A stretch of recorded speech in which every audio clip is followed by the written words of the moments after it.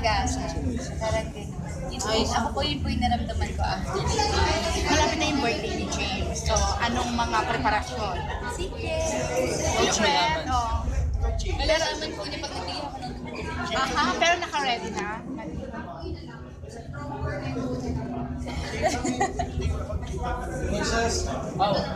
Okay na ako. I just want my family to know I need a break. And after my birthday at 12, we leave for States. Just for relax. So, would you say that ito sa pinaka-special, pinaka-masayang birthday mo? Kita mo siya. What was your favorite part sa movie? Kasi siya, nakawin niya. Shooting the scene.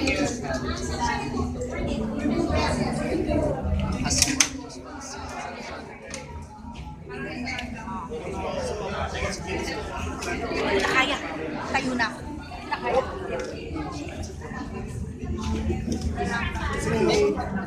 Yes, super. Yeah. Because curious lang ako, on the way, ano yung feeling mo? Ano yung napag-usapan mo? Kasi syempre, ito na yun eh. Figure like ng movie, pwede mo sabihin pinaka-biggest movie talaga. Ano nga? Actually, tahimik lang po. Sorry. Ano Kasi yun? medyo mahaba-haba na rin po yung araw namin. So, yung energy namin sa 100%. Pero super excited po kami. Just excited to finally hear.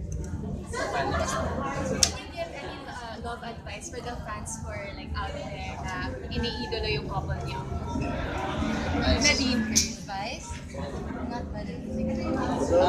For me, it's you never know what you truly want sometimes. Sometimes it's just right under your nose. I guess give it a chance. James, ano yung pinaka-favorite word mo kayo?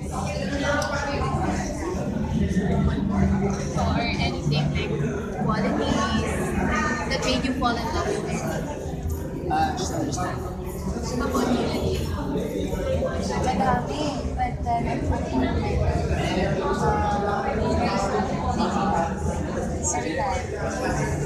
Narito, sino yung mga ininayahan niyo palang mga kaibigan or ka or mga kausay na manood nito? Pati mga personal na yun. Parang si Mike na yata. yes, friends po siya, right? Of course, mga dito artists din. I'm not sure kung sino po yung mga invited talaga. Pero kayo dalawa, wala na kayo mga personal na yun. Family. Brad is in Cebu and Donald is in Davao. Davao.